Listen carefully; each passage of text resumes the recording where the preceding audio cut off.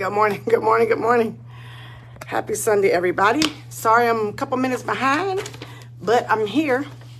So as you come into the room, as always, we just want to thank God for allowing us to see another day, another week. So if you're on here with me, that means we made it through another week that was not promised to us. Hey, Mom.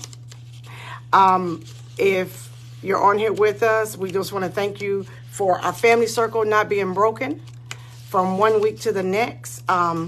We want to thank you for not making our last night, and not making our bed our cooling board last night. We just want to thank you for always being kind and loving to us. And I just want to thank you for traveling mercy as we run up and down this highway, going to see the baby, coming back and forth to church events and things like that. And this is kind of a busy time for us, so we're going to be on the road quite a bit. He brought me back from North Carolina, no hurt, harm, or danger. His angels were around me, so I thank God for that. And I want to lift up all those that are bereaved this morning. They did bury Al's Uncle Willie last Friday, and now we want to ask you to keep his Aunt Edna, which was his wife of 75 years, in your prayers. She's just not doing well.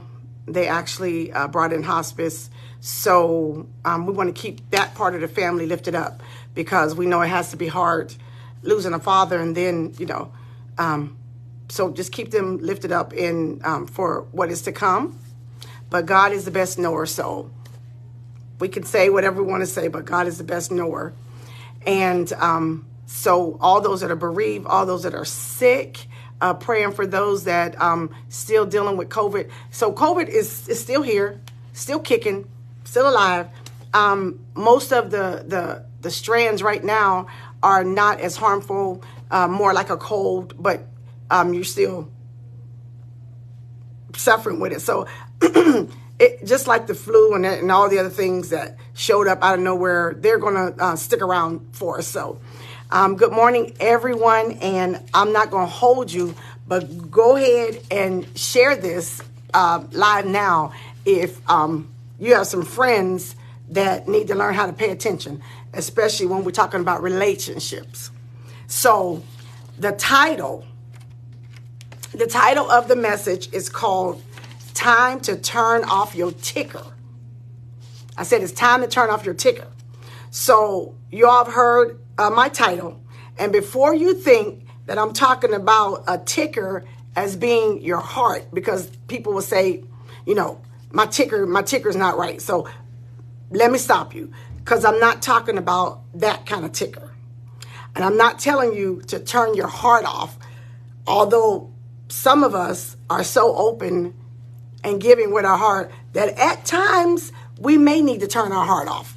But that's not what I'm talking about today. The kind of ticker that I'm talking about is the one that rolls across the bottom of your TV screen, showing other news stories or activities that are going on, all while something is being played on the main screen. Now, this kind of ticker is known as a news ticker, and it's also called a crawler because of the way it goes at the bottom of your screen. Now, I found out that these tickers have been around since 1992, but not really popular until 2001. And I also read that they were already used overseas for years. Now, not only do news stations utilize this feature, but it gets so much play on sports channels during all the televised games. And I have to say, ESPN has cornered the market on the use of the ticker. I mean, they even have a show called ESPN Bottom Line, where the ticker is not only scrolling across the bottom of your screen, but on the side of the screen, there'll be 10 headlines trying to entice you to stay tuned. And if you're like me and can barely pay attention to one thing at a time, this may be confusing and overwhelming for you. But there are some people who don't like to wait and are kind of impatient when it comes to get everything. So getting their news is good. So they're able to watch what the screen says, read at the bottom, see what's coming up. That's not me. I'm going to get one of those things right, because they can watch what they want to, see what's going on, and look at other teams' sports and scores all the time. Now, for those of us who have a problem paying attention, I said those of us, or those of us with short attention spans, this feature of the news ticker or the crawler at the bottom of the screen can be overwhelming and sometimes confusing. I'm going to say me, have a hard enough time paying attention to what's going on, the main event. But then you add some juicy headlines and let it scroll across the bottom of your screen. And I guarantee you, either I'm going to focus on what's going on the big screen, or I'm going to focus on the stuff going across the bottom, but not both. And I bet if you ask people like me, did you see the main story? They'll probably say not really, because they were too busy reading on what's the list or what's the scrolling. Now, I know some of you are thinking, why am I talking about tickers this morning? And that's a great question. And let me move this subject closer to home. See, some of us have tickers in our lives every day that can become a major distraction. Now, many of us have tickers, many of us get distracted by our tickers running in our head. I know I do. I'm always worried about what's going to happen next.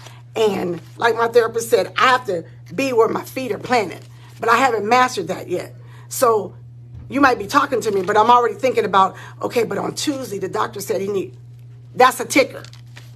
For instance, when we pay attention to the tickers on our jobs, we can get so distracted that we can't do our own job right. See, in the OR, the surgeon must pay attention to the main screen, which is the patient right in front of him. But then you have people with their tickers in the room talking about what they did last night and who they did it with, believe it or not. And if the surgeon is not laser focused on what he's doing, if he's busy listening to the gossip or the tickers in the room, listening to the shade being thrown, finding out who likes who and who don't, or thinking about a fight he had with his significant other, another kind of ticker, then mistakes are going to happen. Most surgeons, I must say, can do a complete surgery and never lift his head up to see who's even in the room. That's what I call laser focus. So he doesn't bother with the tickers. He doesn't bother with us bickering. He doesn't bother with us talking about nonsense that really don't mean anything. So he don't deal with tickers because he knows he's paying attention to the main event.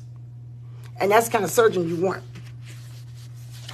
In your home, when you're supposed to be having a conversation with one of your children, but right in the middle of the conversation, you decide to take out your phone or your ticker and start watching videos or sports, no doubt, you're going to lose that child's interest. And they're not going to come and talk to you again because obviously your ticker or your phone or the television screen behind them was more important than them. You got to turn off your ticker. And my guess is they're not going to try to talk to you again because they're going to think you're too busy. You're so busy because what I'm saying to you is not important enough for you to put down your ticker, which is your phone, or a book that you're reading, or a bill that you're looking at. That bill going to still be there when I finish talking to you, or the television behind you. That program's going to start. I mean, you can start programs over already anytime now. So put down your ticker and pay attention to what's happening right in front of you. Men, if your wife or girlfriend says we need to talk, now I know most men think when they hear that, we need to talk, that's not a good sign. And most times it's not. But sometimes what I have to say is really important. And it's not just nonsense.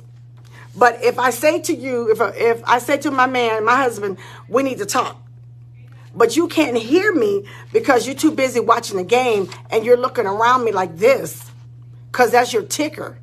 You got to put down that ticker because next time you look up, I'm going to be gone. No, you don't have to worry about it. I figured it out. I worked it out. Don't worry about it. So when you're done looking at your ticker, when you're done paying attention to what you thought was important and you look up and I'm already in the other room and I done fixed it. I done called the mechanic to come and fix it. I done called the plumber to come and fix it. Because when I was trying to tell you, you had your ticker on.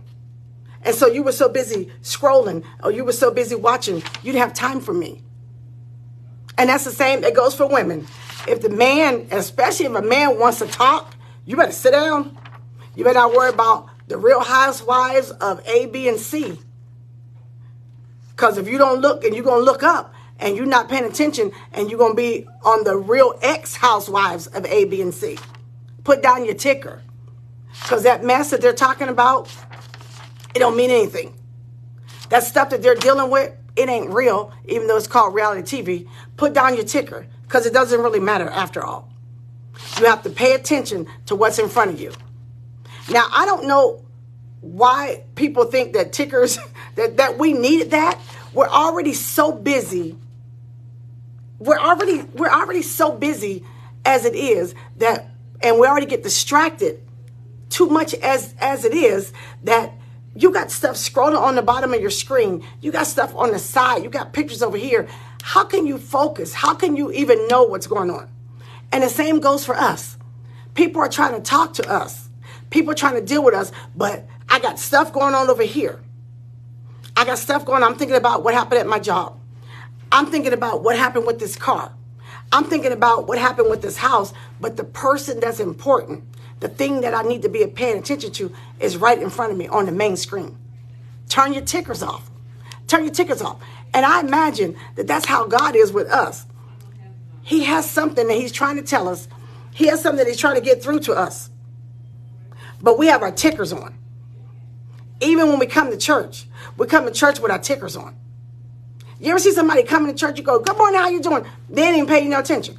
And honestly, most of the time, they're not really ignoring you. They just got the tickers on.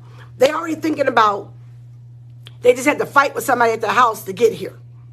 Or they mad at somebody about something they said at a meeting. Or we're not singing this particular song that you wanted to sing. That's a ticker. I don't want to wear these colors. That's a ticker. What difference does it make? What difference does it make?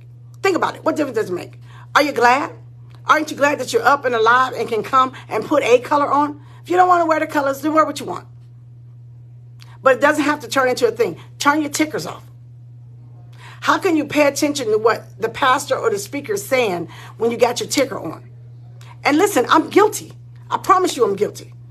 My ticker is my phone. And my ticker really is my brain, because I'm trying to learn how to shut it off or shut it down or slow it down. I have to learn how, and some of you on here need to do the same thing. Learn how to focus on what's right in front of you. Be present where your feet are planted. I got a speaking engagement on the 16th of March. Today is only the 3rd. I'm already thinking about what's going to happen on the 16th. I might not even be here on the 16th. If you want to be honest, I'm not guaranteed. Nobody's guaranteed to be here on the 16th.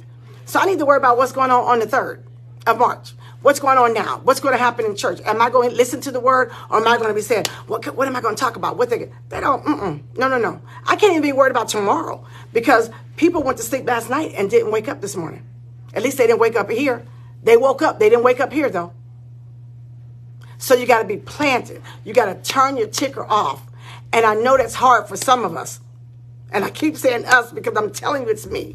I'm always on to the next thing. I'm always thinking about what I got to do next. And no doubt I miss stuff that's in the present, because I'm worried about what I got to do next. Can't worry about what you're going to do next. Can't worry about it. It'll worry about itself. Quit worrying about the future. And if the future is an hour from now, quit worrying about it. Turn your tickers off. Pay attention to the people right in front of you. The people in your homes. Especially those of us that are parents, that have children that are still in the home.